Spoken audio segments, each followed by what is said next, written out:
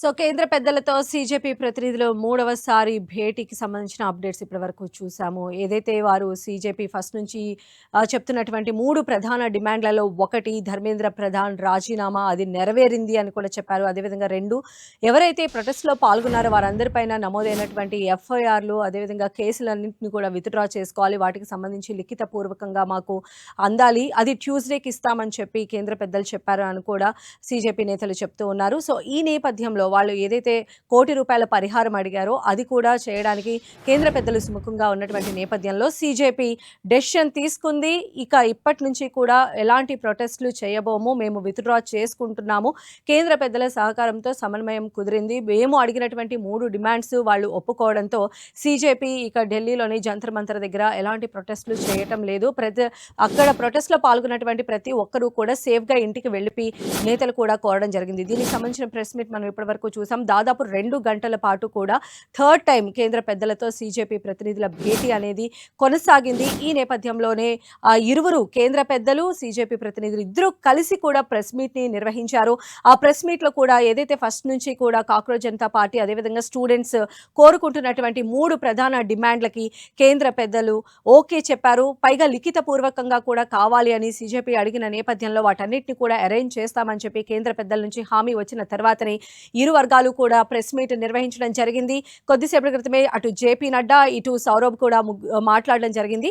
So ఏదైతే ప్రధాన demand ఉందో ధర్మేంద్ర ప్రధాన్ రాజీనామా, ఇదే మా ప్రధాన డిమాండ్, ఆ డిమాండ్ నెరవేరింది. దాంతో పాటుగా ఏదైతే ₹1,00,00,000 పరిహారం ఉందో, ఎవరైతే బల్వన్ మరణం చేసుకున్నారో ఆ 26 మంది కుటుంబాలకు కూడా ₹1,00,00,000 పరిహారం ఇవ్వాలి అనేటువంటి ఆ డిమాండ్ కూడా కేంద్రం సానుకూలంగా ఉండటం. ఇక మరొక వైపు ఏదైతే కేసులు పెట్టారో వాటినన్నిటిని విత్‌డ్రా చేసుకుంటాము అనేటువంటి నేపథ్యంలో సీజేపీ ఈ రోజు తమ ఆందోళనలు విరమించుకున్నట్టుగా ప్రకటించింది. लेकिन अभी हम तमाम हमारे जो भी सपोर्टर्स हैं, प्रोटेस्टर्स हैं, जो अलग अलग जगहों पर मौजूद हैं, जंतर मंतर पर मौजूद हैं, उनसे हम रिक्वेस्ट करते हैं कि पीसफुली विड्रॉ करें।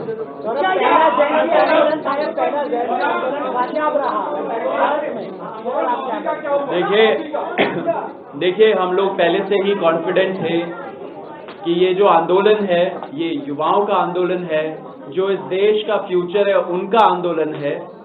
एंड कोई भी ताकत हो वो देश के फ्यूचर के सामने अड़ी नहीं रह सकती। हमारे जो डिमांड्स थे कोई रेवोल्यूशनरी, कोई रेडिकल डिमांड्स नहीं थे।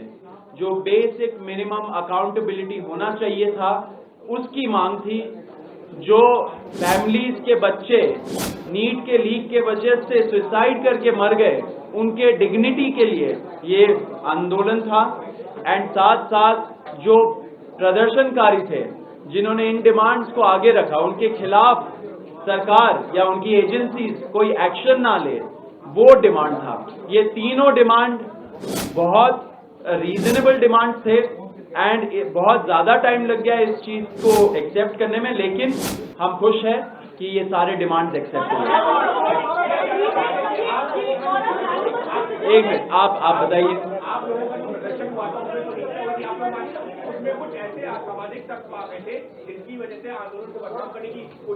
ये देखिए इस आंदोलन को तो पहले दिन से बदनाम करने की कोशिश की जा रही है। आप सभी लोग देख रहे हैं कि किस तरह से आम लोगों पर भी अलग अलग टैग्स लगाए गए, एंटी नेशनल बोला गया, पाकिस्तानी बोला गया।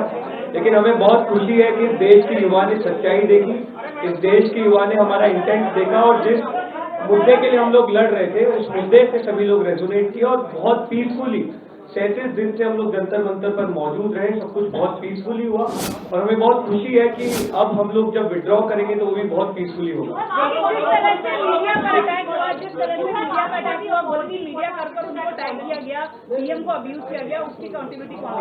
नहीं देखिए हम लोगों ने स्टार्टिंग से जो भी कांग्रेस जनता पार्टी के सपोर्टर्स हैं बहुत ही पीसफुल पढ़े लिखे सपोर्टर्स हैं, बहुत ही समझदारी से उन्होंने अपने आप को कंडक्ट किया।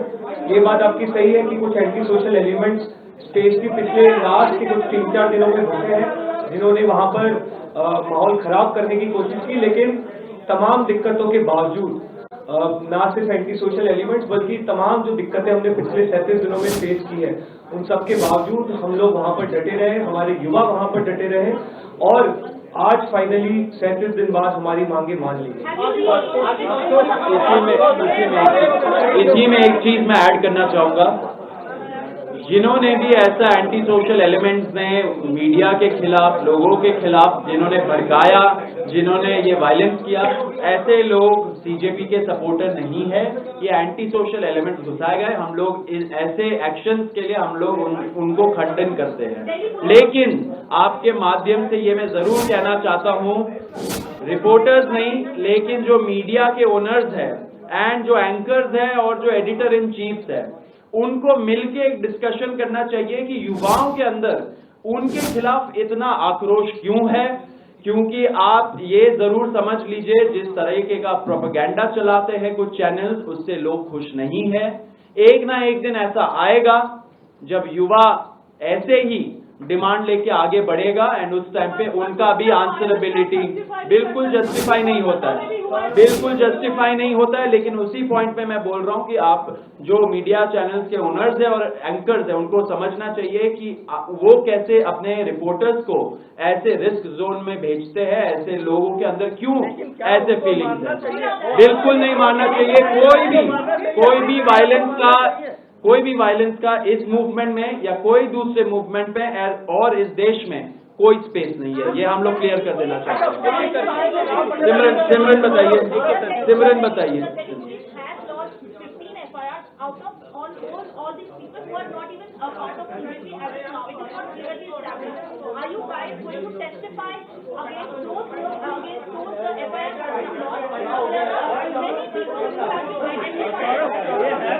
अगर हिंसा हुई है, हम लोगों ने अभी जो भी आज सरकार से अलाइनमेंट हुआ है, क्योंकि अभी तक हमारे पास एफआईआर की कोई भी कॉपी नहीं है, कोई भी एफआईआर की कोई भी कॉपी अभी तक हमें मौजूद प्रोवाइड नहीं कराई गई है। लेकिन जो सरकार से अलाइनमेंट हुआ है कि हमारी प्रोटेस्ट 20 जुलाई का इवेंट और उससे पहले के जितने भी दिन थे और पिछले कुछ दिनों में अगर किसी भी प्रोटेस्ट को लेकर अगर कोई एफआईआर लॉन्च हुई है तो उसको विड्रॉ किया जाएगा, ना सिर्फ दिल्ली पुलिस द्वारा बल्कि पूरे देश भर में अलग अलग जगहों पर भी अगर एफआईआर हुई है तो उन्हें विड्रॉ किया जाए। और फ्यूचर में कोई भी ऐसी एफआईआर या कानूनी कार्रवाई प्रोटेस्टर्स या ऑर्गेनाइजर्स पर ना करी। बाकी जो डिटेल्स है वो एक बार अगर हमें एफआईआर की कॉपी मिलेगी, रिटर्न स्टेटमेंट सरकार से मिलेगा तो हम इस बारे में जो असामाजिक तत्व है जिन्होंने हिंसा के खिलाफ पुलिस एक्शन ले। आप दोनों से सिर्फ एक क्वेश्चन है, आप लोगों ने जैसे अभी यहाँ से कहा है कि मीडिया के साथ बदतमीजी हुई वो नहीं होनी चाहिए थी, क्या यही बात आपको जब मंच से नहीं कहना चाहिए था? I think ma'am, if I may answer this question,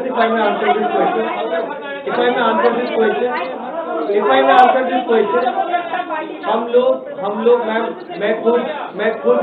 मैं खुद 37 दिन से मंच संचालन कर रहा हूँ। डेली मैं खुद 5 बार अनाउंसमेंट करता हूं कि हमें शांति बना के रखनी है, हमें मीडिया से बदतमीजी नहीं करनी है। ये हम लोग खुद अपने लेवल पे इंश्योर किए। और जैसा कि हमने बोला किसी भी प्रकार की कॉकरोच जनता पार्टी के किसी भी प्रदर्शन में, किसी भी आंदोलन में हिंसा का कोई स्थान नहीं है। हम लोगों ने पहले दिन से सिर्फ और सिर्फ 2 चीजें मेंटेन की है कि हम लोग पीसफुल रहेंगे और हम संविधान से चलेंगे। बीबीसी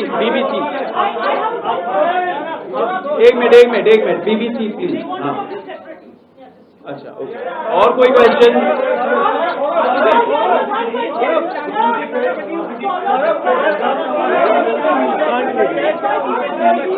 एक मिनट रुकिए, ये पूछ रहे। एक मिनट